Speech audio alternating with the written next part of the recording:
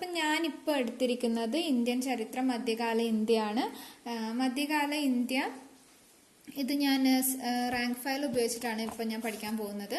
ഇതിനകത്ത് SSCRTയും NCERTയും കംപ്ലീറ്റ് ആയിട്ട് ഡീറ്റെയിൽസ് ആയിട്ട് കൊടുത്തിട്ടുണ്ട്. മാത്രമല്ല ഇതിനകത്ത് ഡിഗ്രി ലെവൽ സിലബസ് കംപ്ലീറ്റ് ആക്കിയിട്ടുണ്ട്. മാത്രമല്ല ഇതിനകത്ത് സ്പെഷ്യൽ ടോപ്പിക്സ് ഒക്കെ ഉൾക്കൊള്ളിച്ചിട്ട് പ്രിലിംസിനും മെയിൻസിനും വേണ്ടിയിട്ടൊക്കെ ഈ റാങ്ക് ഫയൽ യൂസ് ചെയ്യാവുന്നതാണ്.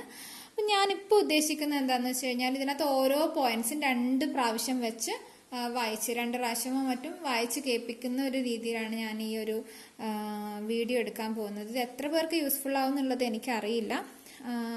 ഇപ്പം ചിലവർക്ക് കേട്ട് പഠിക്കാൻ താല്പര്യമുള്ളവർക്ക് അതൊരു ചിലപ്പം ഉപകാരപ്പെട്ടേക്കും. അപ്പം മധ്യകാല ഇന്ത്യ ചരിത്രം ആരംഭിക്കുന്നത് അറബികളുടെ സിന്ധ് ആക്രമണത്തോടു കൂടിയാണ്. മധ്യകാല ഇന്ത്യ ചരിത്രം ആരംഭിക്കുന്നത് അറബികളുടെ സിന്ധ് ആക്രമണത്തോടു കൂടിയാണ്. അതായത് അറബികളുടെ ആക്രമണം സിന്ധ് ആക്രമിച്ചതോടു കൂടിയിട്ടാണ് മധ്യകാല ഇന്ത്യ ചരിത്രം ആരംഭിക്കുന്നത്. ഇസ്ലാമിന്റെ കവാടം എന്നറിയപ്പെടുന്ന പ്രദേശം സിന്ധ്. ഇസ്ലാമിന്റെ കവാടം അഥവാ ഗേറ്റ് വേ ഓഫ് ഇസ്ലാം എന്നറിയപ്പെടുന്ന പ്രദേശമാണ് സിന്ധ്. അപ്പൊ സിന്ധിന്റെ മറ്റൊരു പേരാണ് എന്ത്? ഇസ്ലാമിന്റെ കവാടം അല്ലെങ്കിൽ ഗേറ്റ് വേ ഓഫ് ഇസ്ലാം. എന്തുകൊണ്ടാണ് അങ്ങനെ പറയുന്നത്? കാരണം മധ്യകാല ഇന്ത്യ ചരിത്രം ആരംഭിച്ചത് തന്നെ അറബികൾ സിന്ധ് ആക്രമിച്ചതോടു കൂടിയിട്ടാണ്.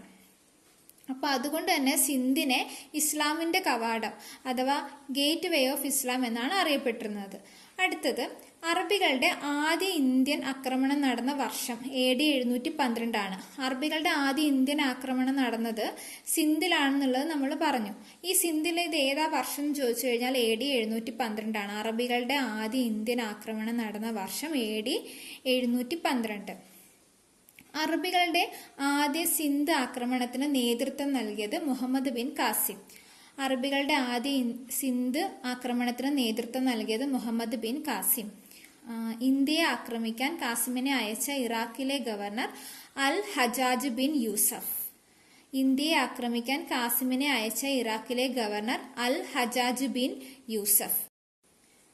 അൽ ഹജാജ് ബിൻ യൂസഫ് എന്ന ഇറാഖിലെ ഗവർണറാണ് ഇന്ത്യയെ ആക്രമിക്കാൻ വേണ്ടി മുഹമ്മദ് ബിൻ കാസിമിനെ അയച്ചത്. അൽ ഹജാജ് ബിൻ യൂസഫ് ഏത് സാമ്രാജ്യത്തിലെ ഗവർണറായിരുന്നു? ഉമയ്യഡ് സാമ്രാജ്യം. ഉമയ്യഡ് സാമ്രാജ്യത്തിലെ ഗവർണറായിരുന്നു Al Hajjaj bin Yusuf. Al Hajjaj bin Yusuf ഏത് സാമ്രാജ്യത്തിലെ ഗവർണറായിരുന്നു? ഉമയ്യഡ് സാമ്രാജ്യം. ആരായിരുന്നു ഈ അൽ ഹജാജ് ബിൻ യൂസഫ് എന്ന് പറയുന്നത്? ഇന്ത്യയെ ആക്രമിക്കാൻ വേണ്ടി കാസിമിനെ അയച്ച ഇറാഖിലെ ഗവർണറാണ് അൽ Hajjaj bin Yusuf. Muhammad bin Kasim Sindh ആക്രമിക്കുന്ന സമയത്ത് ഉമയ്യഡ് ഭരണാധികാരി ആരാണ്? ഖലീഫ അൽ വലീദ്. മുഹമ്മദ് ബിൻ കാസിം സിന്ധ് ആക്രമിക്കുന്ന സമയത്ത് ഉമയ്യഡ് ഭരണാധികാരി ആരാണ്? ഖലീഫ അൽ വലീദ്. മുഹമ്മദ് ബിൻ കാസിമിനാൽ വധിക്കപ്പെട്ട സിന്ധിലെ ഭരണാധികാരി രാജാ ദാഹിർ. മുഹമ്മദ് ബിൻ കാസിമിനാൽ വധിക്കപ്പെട്ട സിന്ധിലെ ഭരണാധികാരി രാജാ ദാഹിർ. അറബികൾ കൈവശപ്പെടുത്തിയ ഇന്ത്യയിലെ ആദ്യ ഭൂപ്രദേശം സിന്ധ്. അറബികൾ കൈവശപ്പെടുത്തിയ ഇന്ത്യയിലെ ആദ്യ ഭൂപ്രദേശം സിന്ധ്. സിന്ധാണ് എന്ത്? അറബികൾ കൈവശപ്പെടുത്തിയ ഇന്ത്യയിലെ ആദ്യത്തെ ഭൂപ്രദേശം. അറബികൾ മുൾട്ടാൻ കീഴടക്കിയ വർഷം AD 713. അറബികൾ മുൾട്ടാൻ കീഴടക്കിയ വർഷം AD 713. നമ്മൾ പറഞ്ഞു അറബികളുടെ ആദ്യ ഇന്ത്യൻ അതായത് സിന്ധ് ആക്രമണം നടന്നത് AD 712 ആണെന്ന്. AD 713 അറബികൾ മുൾട്ടാൻ കീഴടക്കിയത്. രജപുത്രരും അറബികളും തമ്മിൽ രാജസ്ഥാൻ യുദ്ധം നടന്ന വർഷം AD 738. രജപുത്രരും അറബികളും തമ്മിൽ രാജസ്ഥാൻ യുദ്ധം നടന്ന വർഷം AD 738. അപ്പൊ ഇവിടെ നമ്മളിപ്പം 3 നമ്പേഴ്സ് പഠിച്ചു. AD 712, AD 713, AD 738. AD 712 എന്ന് പറഞ്ഞു കഴിഞ്ഞാൽ അറബികളുടെ ആദ്യ ഇന്ത്യൻ ആക്രമണം നടന്ന വർഷമാണ്. AD 713 എന്ന് പറഞ്ഞു കഴിഞ്ഞാൽ അറബികൾ മുൾട്ടാൻ കീഴടക്കിയ വർഷമാണ്. AD 738 രജപുത്രരും അറബികളും തമ്മിൽ രാജസ്ഥാൻ യുദ്ധം നടന്ന വർഷം. അറബികളുടെ സിന്ധ് ആക്രമണത്തെ പറ്റി വിശദമായി പ്രതിപാദിപ്പിക്കുന്ന ഗ്രന്ഥം ഏതാണ്? ചാപ്നാമയാണ്. ചാപ്നാമയാണ് അറബികളുടെ സിന്ധ് ആക്രമണത്തെ പറ്റി വിശദമായി പ്രതിപാദിപ്പിക്കുന്ന ഗ്രന്ഥം. അറബികളുടെ സിന്ധ് ആക്രമണത്തെ കുറിച്ച് വിശദമായിട്ട് പറയുന്ന ഒരു ഗ്രന്ഥമാണ് ചാപ്നാമ. അപ്പം ഈ ഒരു ഇതിൽ ഇത്രയും പോയിന്റ്സ് ആണുള്ളത്. നമുക്ക് ഇതൊന്നും കൂടി നോക്കാം. അപ്പം നമ്മൾ മധ്യകാല ഇന്ത്യയിൽ എന്തൊക്കെയാ പറഞ്ഞത്? നമ്മളിവിടെ 12 പോയിന്റ്സ് ആണ് പറഞ്ഞത്. അതായത് മധ്യകാല ഇന്ത്യ ചരിത്രം ആരംഭിക്കുന്നത് തന്നെ അറബികളുടെ സിന്ധ് ആക്രമണത്തോടു കൂടിയാണെന്ന് പറഞ്ഞു. ഇസ്ലാമിന്റെ കവാടം തന്നെ സിന്ധ് എന്നാണ് അറിയപ്പെടുന്നത്. The gate way of Islam എന്നാണ് സിന്ധ് അറിയപ്പെടുന്നത്. അറബികളുടെ ആദ്യ ഇന്ത്യൻ സിന്ധ് ആക്രമണം നടന്നത് AD 712 ആണ്. അറബികളുടെ ആദ്യ സിന്ധ് ആക്രമണത്തിന് നേതൃത്വം നൽകിയത് മുഹമ്മദ് ബിൻ ഖാസിമാണ്. അറബികളുടെ ആദ്യ സിന്ധ് ആക്രമണത്തിന് നേതൃത്വം നൽകിയത് മുഹമ്മദ് ബിൻ ഖാസിമാണ്. ഇന്ത്യയെ ആക്രമിക്കാൻ മുഹമ്മദ് ബിൻ ഖാസിമിനെ അയച്ച ഇറാഖിലെ ഗവർണർ ആരാണ്?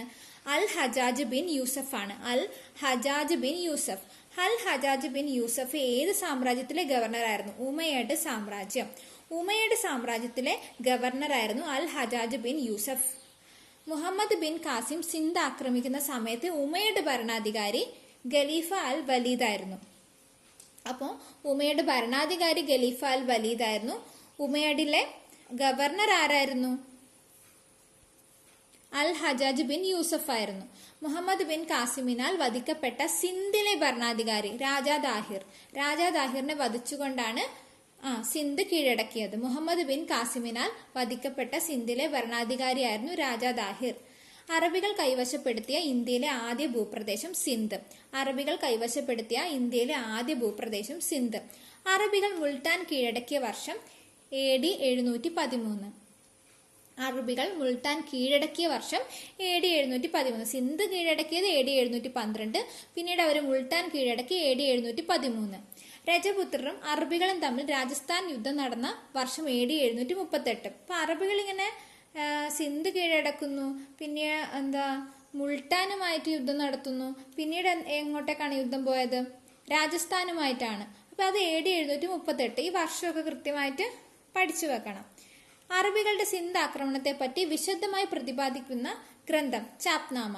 ചാപ്നാമയാണ് അറബികളുടെ സിന്ധ് ആക്രമണത്തെ പറ്റി വിശദമായിട്ട് പ്രതിപാദിക്കുന്നത്.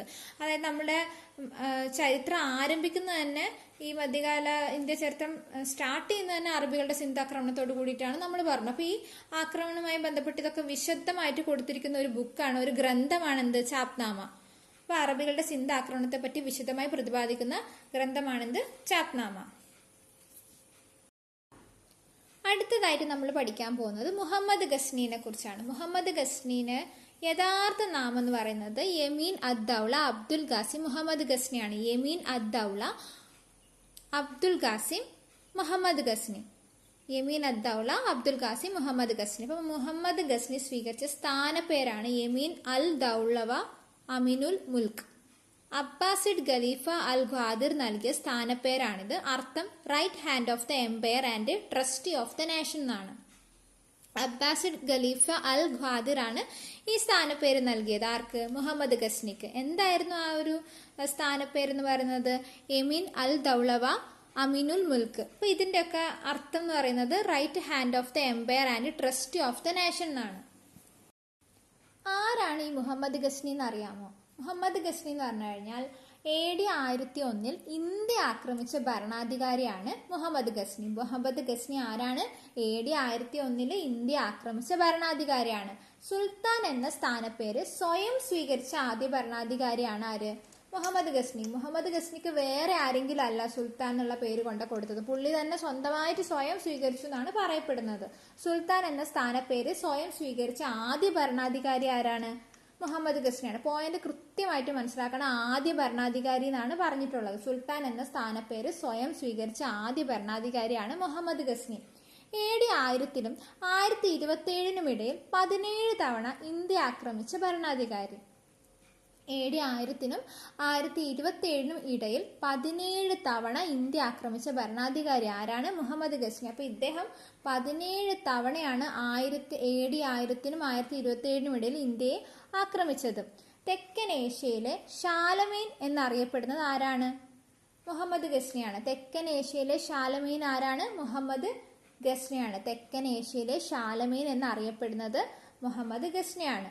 വിഗ്രഹഭഞ്ജകൻ എന്നറിയപ്പെടുന്നത് ആരാണ്? മുഹമ്മദ് ഗസ്നിയാണ്. വിഗ്രഹഭഞ്ജകൻ എന്നറിയപ്പെടുന്നത് മുഹമ്മദ് ഗസ്നിയാണ്. ഗുജറാത്തിലെ സോമനാഥ ക്ഷേത്രം ആക്രമിച്ച് കൊള്ളയടിച്ച ആളാണ് ആര്?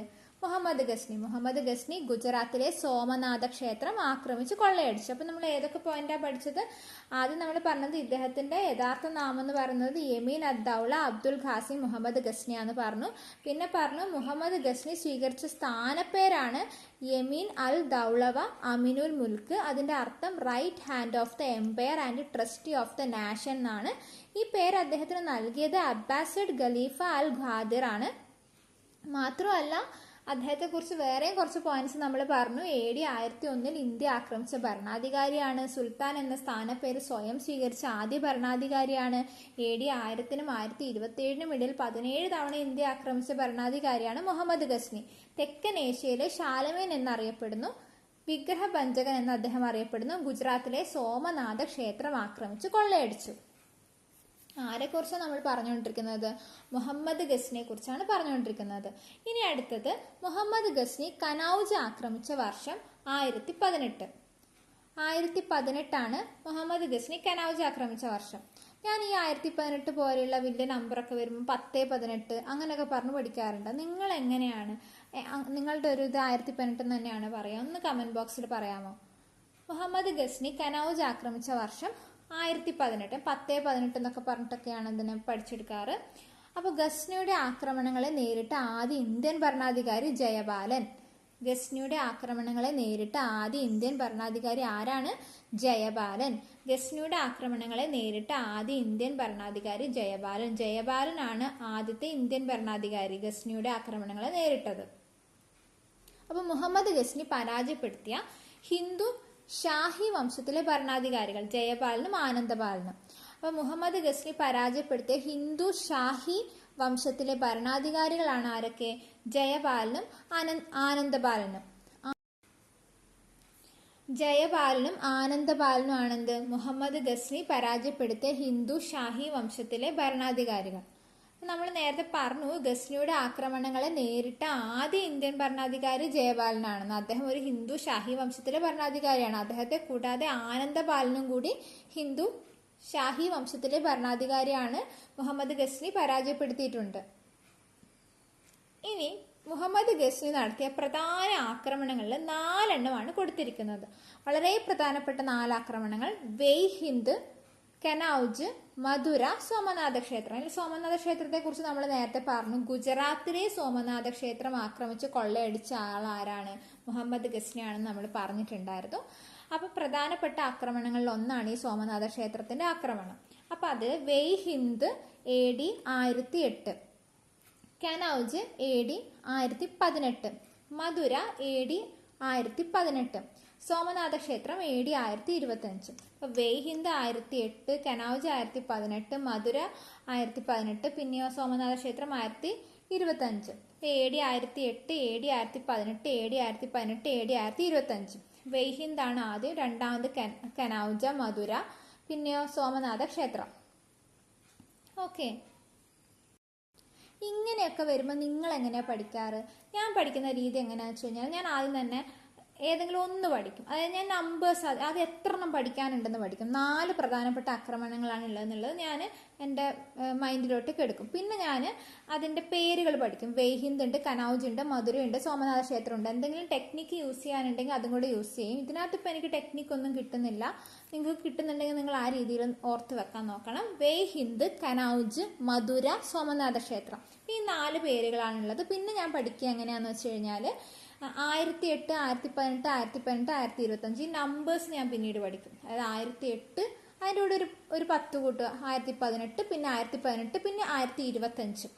അതിൽ വെയ് ഹിന്ദാണ് നമ്പർ പ്രകാരം പഠിക്കുക. ആദ്യം വെയ് ഹിന്ദാണ്, പിന്നീട് കനൌജാണ്, പിന്നീട് മധുരയാണ്, 4ാമതാണ് സോമക്ഷേത്രം എന്ന് പഠിച്ചു കഴിഞ്ഞാൽ പിന്നെ നമ്പർ മാച്ച് ചെയ്യാൻ വളരെ എളുപ്പമാണ്. വെയ് ഹിന്ദിന് 1008 കൊടുക്കുക, കനൌജിന് AD 1018 കൊടുക്കുക, മധുരയ്ക്ക് AD 1018 കൊടുക്കുക, സോമനാഥ ക്ഷേത്രത്തിന് AD 1025 കൊടുക്കുക. ഇനി ഇതല്ലാണ്ട് വീണ്ടും കുറച്ചും കൂടെ ഓർത്തിരിക്കാൻ വേണ്ടി ഞാൻ ചെയ്യാറ്, ഇപ്പോൾ സോമനാഥ ക്ഷേത്രം കുറച്ച് വലുതല്ലേ, വെയ് ഹിന്ദ്, കനൌജ്, മധുര എന്നൊക്കെ എഴുതുമ്പോൾ കുഞ്ഞു കുഞ്ഞാണല്ലോ. അപ്പോൾ സോമനാഥ ക്ഷേത്രം വലുതായതുകൊണ്ട് തന്നെ 1025 വലുതാണല്ലോ. ആ 1025 സോമനാഥ ക്ഷേത്രത്തിന് ഞാനും കൊടുക്കും. അങ്ങനെയൊക്കെയാണ് ഞാൻ ഓർത്തിരിക്കാറ്. ഞാനിപ്പോൾ തുടങ്ങിയതല്ലേ ഉള്ളൂ PSC.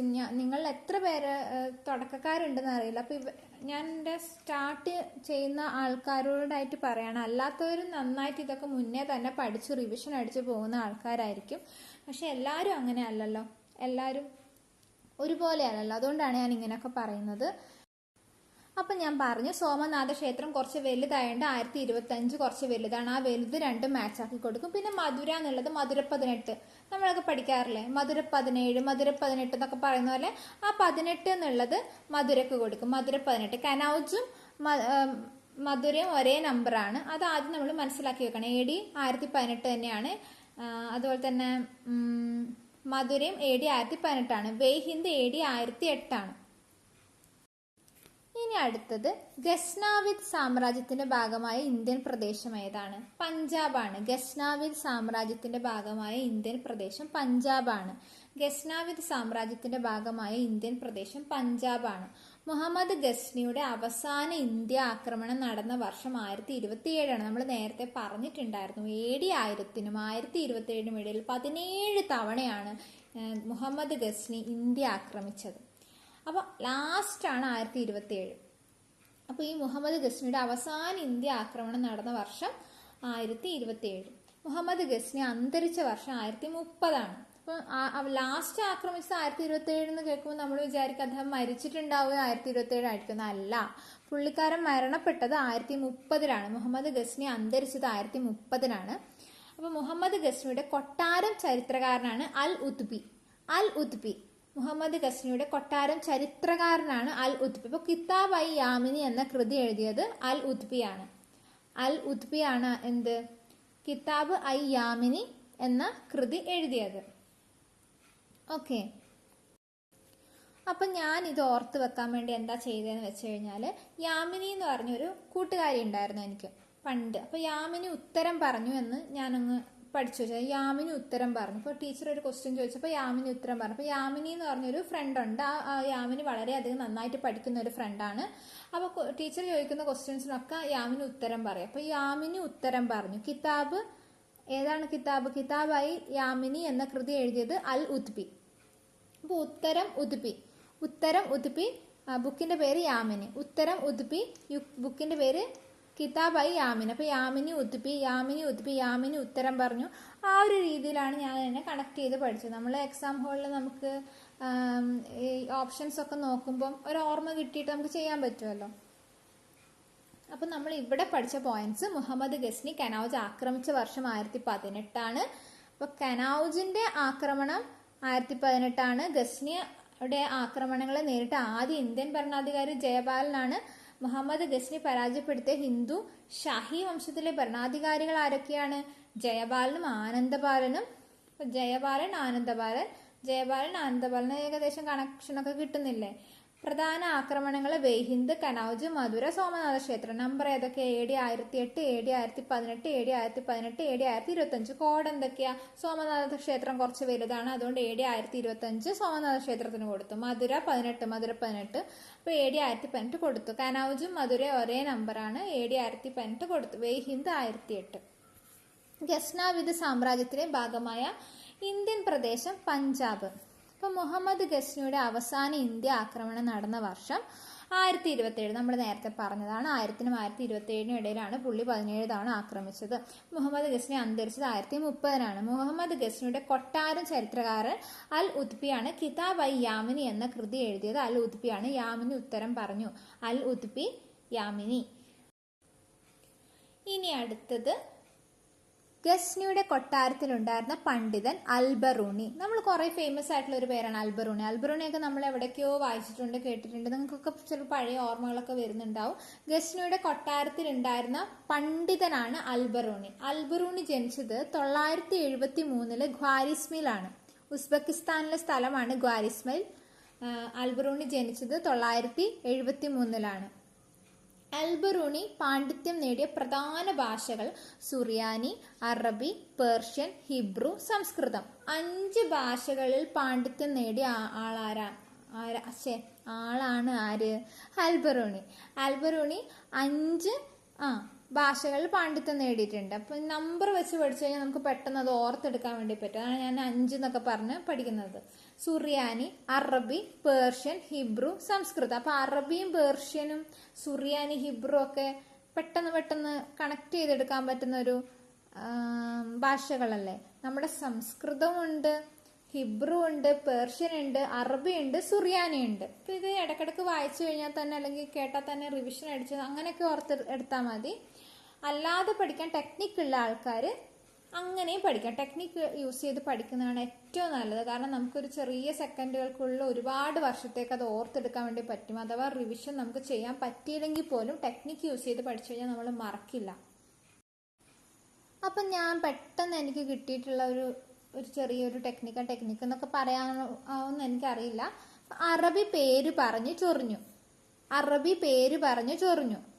അതാണ് അറബിക്ക് അറബി, പേര് പറഞ്ഞു എന്നുള്ളത് പേർഷ്യൻ, ചൊറിഞ്ഞു എന്നുള്ളത് സുറിയാനി.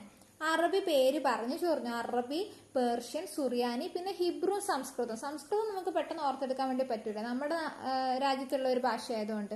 അറബി പേര് പറഞ്ഞു ചൊറിഞ്ഞു, അറബി, പേർഷ്യൻ, സുറിയാനി, പിന്നെ ഹിബ്രു, സംസ്കൃതം ഒന്ന് ഓർത്തെടുക്കുക.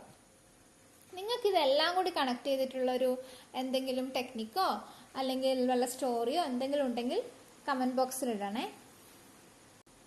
അൽബറൂണിയുടെ പ്രശസ്തമായ കൃതികൾ താരിഖുൽ ഹിന്ദ്, കിതാബുൽ ഹിന്ദ്. അപ്പൊ അൽബറൂണിയുടെ പ്രശസ്തമായ കൃതികൾ താരിഖുൽ ഹിന്ദ്, കിതാബുൽ ഹിന്ദ്. കിതാബ് ഉൽ ഹിന്ദ് എത്ര അധ്യായങ്ങളായി വിഭജിച്ചിരിക്കുന്നു? 80. കിതാബ് ഉൽ ഹിന്ദ് എത്ര അധ്യായങ്ങളായി വിഭജിച്ചിരിക്കുന്നു? 80 ആണ്. ഗസ്നിയുടെ പടയോട്ടങ്ങൾ കാരണം ഇന്ത്യ രാജ്യത്തിന്റെ സമ്പത്തും ഐശ്വര്യവും പാടെ നശിച്ചുപോയി എന്ന് അഭിപ്രായപ്പെട്ടത് അൽബറൂണിയാണ്. ഗസ്നിയുടെ പടയോട്ടങ്ങൾ കാരണം ഇന്ത്യ ചരിത്രത്തിന്റെ സമ്പത്തും ഐശ്വര്യവും ഒക്കെ നശിച്ചുപോയി എന്ന് പറഞ്ഞത് ആരാ? അൽബറൂണിയാണ്. ഗസ്നിയുടെ പടയോട്ടങ്ങൾ കാരണം ആരാണ് ഗസ്നി? നമ്മുടെ മുഹമ്മദ് ഗസ്നിയുടെ പടയോട്ടങ്ങൾ കാരണം ഇന്ത്യ രാജ്യത്തിന്റെ സമ്പത്തും ഐശ്വര്യവും പാടെ നശിച്ചുപോയി എന്ന് അഭിപ്രായപ്പെട്ടത് അൽബറൂണി. ഗ്രീക്ക് ഗണിത ശാസ്ത്രജ്ഞനായിരുന്ന യൂക്ലിഡിന്റെ കൃതികൾ സംസ്കൃതത്തിലേക്ക് തർജ്ജമ ചെയ്തത് അൽബറൂണിയാണ്. ഗ്രീക്ക് ഗണിത ശാസ്ത്രജ്ഞനായിരുന്ന യൂക്ലിഡിന്റെ കൃതികൾ സംസ്കൃതത്തിലേക്ക് തർജ്ജമ ചെയ്തത് അൽബറൂണിയാണ്. ഗ്രീക്ക് ഗണിത ശാസ്ത്രജ്ഞനായിരുന്ന യൂക്ലിഡിന്റെ കൃതികൾ സംസ്കൃതത്തിലേക്ക് തർജ്ജമ ചെയ്തത് അൽബറൂണിയാണ്. അപ്പൊ നമ്മളിവിടെ എന്തൊക്കെ പോയിന്റ്സാ പഠിച്ചത്? ഗസ്നിയുടെ കൊട്ടാരത്തിൽ ഉണ്ടായിരുന്ന പണ്ഡിതനാണ് ആര്? അൽബറൂണി. ആ ഗസ്നിയുടെ കൊട്ടാരത്തിൽ ഉണ്ടായിരുന്ന പണ്ഡിതനാണ് പറയുന്നത് ഗസ്നിയുടെ പടയോട്ടങ്ങൾ കാരണം ഇന്ത്യ ചരിത്രത്തിലെ സമ്പത്തോ ഐശ്വര്യവും പാടെ നശിച്ചു പോയി എന്നുള്ളത്. അത് ഓർക്കണം. അൽബറൂണി ജനിച്ചത് 973 ഗാരിസ്മേൽ, ഉസ്ബെക്കിസ്ഥാനിലെ ഗാരിസ്മേലാണ്. അൽബറൂണി പാണ്ഡിത്യം നേടിയ പ്രധാന ഭാഷകൾ അറബി, പേർഷ്യൻ, സുറിയാനി, ഹിബ്രു, സംസ്കൃതം. അൽബറൂണിയുടെ പ്രശസ്തമായ കൃതികൾ താരിഖുൽ ഹിന്ദ്, കിതാബുൽ ഹിന്ദ്. കിതാബുൽ ഹിന്ദ് എത്ര അധ്യായങ്ങളായിട്ട് വിഭജിച്ചിരിക്കുന്നു? 80. 80. ഗസ്നിയുടെ പടയോട്ടങ്ങൾ കാരണം ഇന്ത്യ ചരിത്രത്തിന്റെ സമ്പത്തും ഐശ്വര്യം പാടെ നശിച്ചുപോയെന്ന് അഭിപ്രായപ്പെട്ടത് അദ്ദേഹത്തിന്റെ തന്നെ കൊട്ടാരത്തിലുണ്ടായിരുന്ന സ്വന്തം പണ്ഡിതനായിട്ടുള്ള അൽബറൂണി. ഗ്രീക്ക് ശാസ്ത്രജ്ഞനായിരുന്ന യൂക്ലിഡിന്റെ കൃതികൾ സംസ്കൃതത്തിലേക്ക് തർജ്ജമ ചെയ്ത അൽബറൂണിയാണ്.